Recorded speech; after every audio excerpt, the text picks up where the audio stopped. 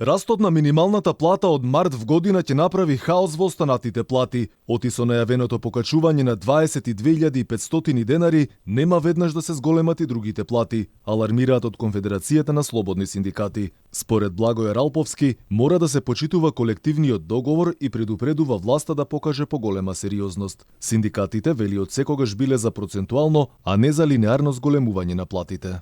Ние секогаш сме биле за процентуално покачување на платите и ако се почитуваа законите, пред се законот за минимална плата, немаше да дојдеме во ваква ситуација во која што сега се наоѓаме и во која што ќе се најдеме во уште пострашна во март 2024 година. Ралповски вели дека од труд и социјала мора да го почитуваат законот и да се усогласат платите согласно член 8, каде пишува дека треба да има усогласување. Капак на се вели инфлацијата, која наголемо им ги јаде платите на работниците. Треба согласно член 8 да се усогласуваат платите 6 месеци од кога се носи минималната плата. Знаеме според закон секој март има усогласување според формула која што е во тој закон. Сега се случува нешто обратно. И покрај најавеното зголемување, минималецот ќе вреди помалку од лани.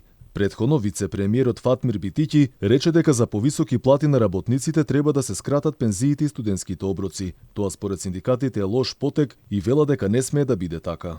Сега очигледно настанува еден хаос, тоа што го зборевме ние, со оваа инфлација, со покачувањето на просечната плата, минималната плата повторно доаѓа над платите на вработените во јавниот сектор, носители на дејност, со што, како и тогаш, кажуваме и сега, дека наместо да отидеме еден чекор понапред, ние се враќаме 2 чекори поназад. Откаса се реагира дека со новиот предлог буџет, очигледно е дека власта нема намера да ги испочитува законите кои сама си ги предлага во собрание. Ако нема слух, тие предупредуваат дека вработените во клучните сектори во државава ќе се обединат и ќе го парализираат целиот систем.